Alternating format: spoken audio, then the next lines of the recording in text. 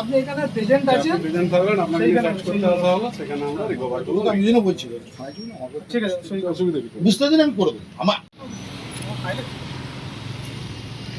দাদা, আজকে আপনাকে তদন্তের জন্য নিয়ে এসেছিল, সেখানে একটা আর্মস পাওয়া গেল তাহের, যে তার হোটেলের কাছে। কি বলবেন? আপনার তো ঘনিষ্ঠ ছিল তাহের। না না, আমার ঘনিষ্ঠ তো সবাই, আপনারাও তো আমার ঘনিষ্ঠ। কারোর বাড়ি থেকে আর্মস পাওয়া গেলে তার দায়ভার আমার নয়। রাস্তার ধারে জেনারেটরের একটা জলের ট্যাঙ্কে ফাঁকা রাস্তার ধারে আর্মস পাওয়া গেছে, তো সেই আর্মস কার, পুলিশ তদন্ত করুন। আমরা ঠিক বলতে পারছি না। ওনারা এসেছিলেন পাঁশকুড়া থানা থেকে, এসে মালিকের কথা জিজ্ঞাসা করলো।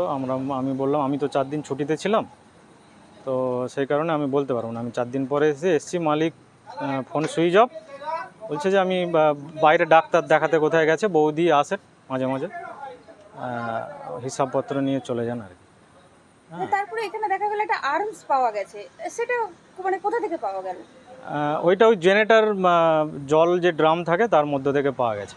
আচ্ছা, ওনারাই উদ্ধার করেছেন? হ্যাঁ, এই ব্যাপারে আমাদের দিকে সহযোগিতার জন্য চেয়ে আমরা ওই পাইপটা খুলে দিয়েছি, জল বেরিয়ে গেছে। ওনারা কি মনে করছেন, এখানে কি এই ধরনের কিছু কাজ করতো? আমরা ঠিক বলতে পারছি না, আমি তো অস্থায়ী, আমরা বাইরে কাজ করি, ভিন রাজ্যে ফুলের কাজ করি, অফ সিজনে আমরা এখানে এসে কাজ করি আর কি, 2-1 মাস। আচ্ছা, এখন কতদিন কাজ করছেন এখানে? এখন আমি আছি প্রায় মাস 3 আছে। আপনার নাম?